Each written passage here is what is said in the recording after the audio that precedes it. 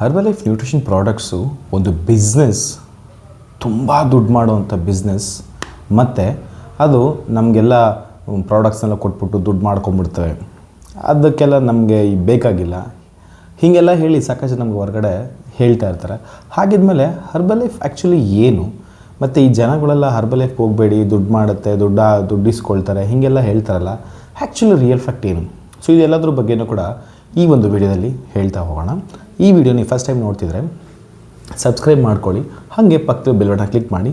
ನಿಮ್ಗೆ ಏನು ಅನ್ನಿಸ್ತು ಅಂತ ಹೇಳಿ ಈ ವಿಡಿಯೋ ಕೆಳಗೆ ಕಾಮೆಂಟ್ ಕೂಡ ಮಾಡಿ ಅಂತ ಹೇಳ್ತಾ ವಿಡಿಯೋನ ಕಂಟಿನ್ಯೂ ಮಾಡೋಣ.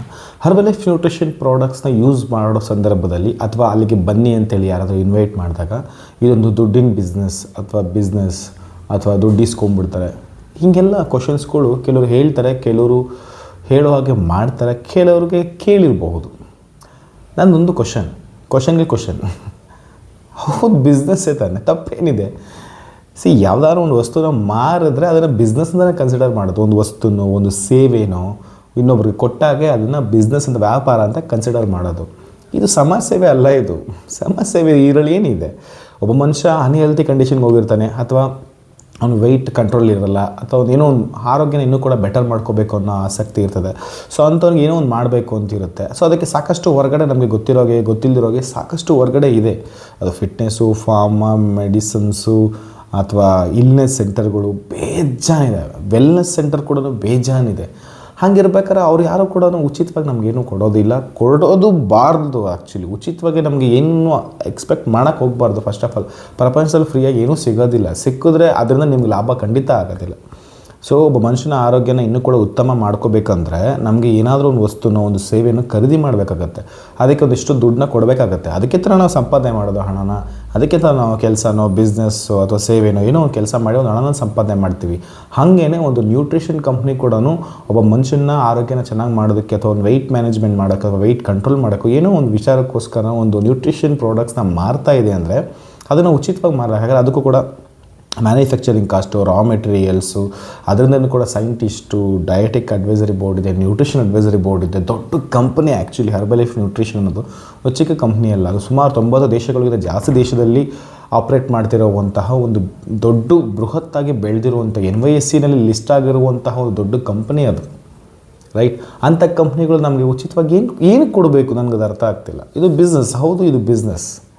ನಾವೊಂದು ಪ್ರಾಡಕ್ಟ್ಸ್ನ ಕೊಡ್ತೀವಿ, ಅದನ್ನ ಹೇಳ್ಕೊಡ್ತೀವಿ, ಅದಕ್ಕೆ ನಿಮಗೆ ಪ್ರಾಡಕ್ಟ್ಸ್ನ ಕೊಟ್ಟ ಮೇಲೆ ನೀವು ನನಗೆ ಹಣ ಕೊಡ್ತೀರ. ಉಚಿತವಾಗಿ ಏನಕ್ಕೆ ಕೊಡಬೇಕು? ಅಷ್ಟೇ ಆನ್ಸರ್. ಸೊ ಇದು ಕ್ವಶನ್ನೇ ಅಲ್ಲ. ಫಸ್ಟ್ ಆಫ್ ಆಲ್ ಇದಕ್ಕೆ ಆನ್ಸರ್ ಮಾಡುವಂಥದ್ದು ಏನೂ ಇಲ್ಲ. ಎಲ್ಲ ದುಡ್ಡು ಮಾಡಿಬಿಡ್ತಾರೆ ಎಲ್ಲರೂ ಕೂಡ. ಈಗ ಬಿಸ್ನೆಸ್ ಮಾಡೋರು ಯಾರು ಲಾಸ್ ಮಾಡ್ಕೊಂಡು ದುಡ್ಡು ಮಾಡಲ್ಲ. ಬಟ್ ಬೇರೆ ಬಿಸ್ನೆಸ್ಗೂ ಹರ್ಬಲೈಫ್ಗೂ ಏನು ಡಿಫ್ರೆನ್ಸ್ ಇದೆ ಅಂತ ಹೇಳಿದ್ರೆ, ಬೇರೆದು ಏನಾದರೂ ಒಂದು ಪ್ರಾಡಕ್ಟ್ನ ಕೊಟ್ಟ ಮೇಲೆ ಮುಗಿದು ಕ್ಲೋಸಿಂಗ್ ಅಷ್ಟೇ. ಅದಕ್ಕೊಂದಿಷ್ಟು ವಾರಂಟಿನೋ ಗ್ಯಾರಂಟಿನೋ ಏನೋ ಒಂದು ಇರುತ್ತೆ. 1 ಇಯರ್ 2 ಇಯರ್ಸ್ 3 ಇಯರ್ಸ್ ಇರುತ್ತೆ, ಕ್ಲೋಸ್. ಅದಾದಮೇಲೆ ಅದನ್ನು ಹಿಂಗೆ ಯೂಸ್ ಮಾಡಿ ಅಂತ ಎವ್ರಿ ಡೇ ಹೇಳ್ಕೊಡಲ್ಲ. ಅಥವಾ ಅದು ಹಿಂಗೆ ಯೂಸ್ ಮಾಡಿದ್ರೆ ಇನ್ನೂ ಬೆನಿಫಿಟ್ ನಿಮ್ಗೆ ಸಿಗುತ್ತೆ ಅಂತ ಯಾರೂ ಏನೂ ಹೇಳ್ಕೊಡಲ್ಲ, ರೈಟ್?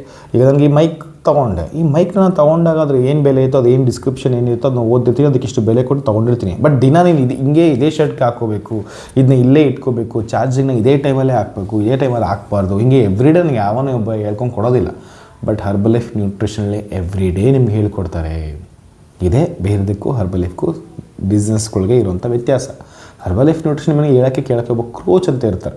ಹೆಂಗೆ ನೀವು ಓದೋಕ್ಕೆ ಟೆಕ್ಸ್ಟ್ ಬುಕ್ ಯಾವುದೇ ತೊಗೊಂಡ್ರೆ ಯಾವುದೇ ಕಾಲೇಜ್ಗೆ ಹೋದರೂ ಕೂಡ ಅಲ್ಲೊಬ್ಬ ಟೀಚರ್ ಅಂತ ಒಬ್ಬ ಹೆಂಗಿರ್ತಾನೋ ಹಾಗೇ ಹರ್ಬಲೈಫ್ ನ್ಯೂಟ್ರಿಷನ್ ಕೂಡ ಕೋಚ್ ಒಬ್ಬ ಇರ್ತಾರೆ. ಅದು ನಿಮ್ಗೆ ಆಫ್ಲೈನ್ ಇರ್ಬೋದು, ಆನ್ಲೈನ್ ಇರ್ಬೋದು. ನಿಮ್ಗೆ ಯಾರೋ ಒಬ್ಬರು ಕೇಳೋಕ್ಕೆ ಒಬ್ರು ಇರ್ತಾರೆ. ಅದರಿಂದ ಮಾತ್ರ ನಿಮ್ಗೆ ರಿಸಲ್ಟ್ಸ್ ಬರುತ್ತೆ.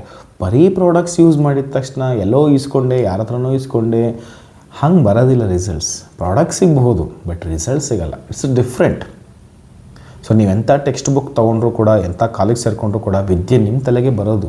ಸೊ ಒಳ್ಳೆ ಕಾಲೇಜ್ ಸೇರಿದ ತಕ್ಷಣ ನಿಮಗೆ ಫಸ್ಟ್ ರ್ಯಾಂಕು ಅಥವಾ 100ಕ್ಕೆ 100 ಬಂದುಬಿಡುತ್ತೆ. ಅಥವಾ ಚೆನ್ನಾಗಿಲ್ದಿರೋ ಸ್ಕೂಲಿಗೆ ಸೇರ್ಕೊಂಡಿದ್ದ ತಕ್ಷಣ, ಅಥವಾ ಗೌರ್ಮೆಂಟ್ ಶಾಲೆಗೆ ಸೇರ್ಕೊಂಡಿದ್ದ ತಕ್ಷಣ, ಅಥವಾ ತುಂಬ ಲೋ ಪ್ರೊಫೈಲ್ ಇರುವಂತಹ ಶಾಲೆಗೆ ಸೇರಿದ ತಕ್ಷಣ ಅಲ್ಲಿ ನನಗೆ 40-50 ಅಷ್ಟೇ ಬರೋದು, ಅಲ್ಲಿ ಒಳ್ಳೆ ಮಾರ್ಕ್ಸ್ ತೆಗೋಕ್ಕಾಗಲ್ಲ. ಅದೆಲ್ಲ ರಾಂಗ್ ಕಾನ್ಸೆಪ್ಟ್. ಇವತ್ತು ನಮ್ಮ ದೇಶ ಆಳ್ತಿರೋರು, ನಮ್ಮ ದೇಶದಲ್ಲಿ ಎಷ್ಟೋ ಜನ ಹೆಸರುಗಳು ಮಾಡಿರೋರೆಲ್ಲ ಕೂಡ ಬಂದಿರೋದಲ್ಲ ಕೆಳ ದರ್ಜೆಯಿಂದನೇ ಬಂದಿರೋದು, ಕೆಳಮಟ್ಟದ ಸ್ಕೂಲಿಂದನೇ. ಸೊ ಈ ಸ್ಕೂಲ್ ಜಾಗ ಮ್ಯಾಟ್ರ್ ಆಗೋಲ್ಲ, ವಸ್ತುನೂ ಮ್ಯಾಟ್ರ್ ಆಗೋಲ್ಲ. ಸೊ ಇಲ್ಲಿ ನಿಮಗೆ ಹೇಳ್ಕೊಡುವಂಥ ವಿದ್ಯೆ ಹೇಳ್ಕೊಡುವಂತಹ ಗುರು, ಕಲಿಯುವಂಥ ವಿದ್ಯಾರ್ಥಿ, ಈ ಎರಡೇ ಮ್ಯಾಟ್ರ್ ಆಗುತ್ತೆ. ಹರ್ಬಲೈಫ್ ನ್ಯೂಟ್ರಿಷನ್ ಅಷ್ಟೇ. ಪ್ರಾಡಕ್ಟ್ಸ್ ನೀವು ಎಲ್ಲಿಂದ ತಂದ್ರೆ ಏನು ಮುಖ್ಯ ಆಗಲ್ಲ. ನಿಮಗೆ ಪ್ರಾಡಕ್ಟ್ಸ್ ಕೊಡುವಂತಹ ವಿಧಾನ ಕೋಚಿಂಗ್ ಅಂತ ಹೇಳ್ತೀವಿ. ಆ ಕೋಚಿಂಗ್, ಕೋಚ್ ಮತ್ತು ನೀವು ಎಷ್ಟರ ಮಟ್ಟಿಗೆ ಕೆಲಸ ಮಾಡ್ತೀರಾ, ಈ 3 ಮುಖ್ಯ ಆಗುತ್ತೆ. ಈ 3 ಇದ್ದರೆ ಮಾತ್ರ ನಿಮಗೆ ರಿಸಲ್ಟ್ಸ್ ಬರುತ್ತೆ ವಿನಃ ಇನ್ನು ಯಾವುದರಿಂದನೂ ನಿಮಗೆ ರಿಸಲ್ಟ್ಸ್ ಬರೋದಿಲ್ಲ. ಇದಕ್ಕೆ ಆ್ಯಕ್ಚುಲಿ ನೀವು ದುಡ್ಡನ್ನ ಕೊಡೋವಂಥದ್ದು. ಕೋಚಿಂಗ್, ಕೋಚ್, ಪ್ರಾಡಕ್ಟ್ಸ್, ಒಂದು ಸಿಸ್ಟಮ್, ಒಂದು ಲಿಂಕ್ ಸಿಸ್ಟಮ್. ಇದು ನೀವು ಚೈನ್ ಸಿಸ್ಟಮ್ ಅಂತಾದರೂ ಕರ್ಕೊಳ್ಳಿ, ಅಥವಾ ಸೋಷಿಯಲ್ ಸಿಸ್ಟಮ್ ಅಂತಾದರೂ ಕರ್ಕೊಳ್ಳಿ, ಮಲ್ಟಿ ಲೆವೆಲ್ ಸಿಸ್ಟಮ್ ಅಂತಾದರೂ ಕರ್ಕೊಳ್ಳಿ, ಹೆಂಗಾದರೂ ಕರ್ಕೊಳ್ಳಿ.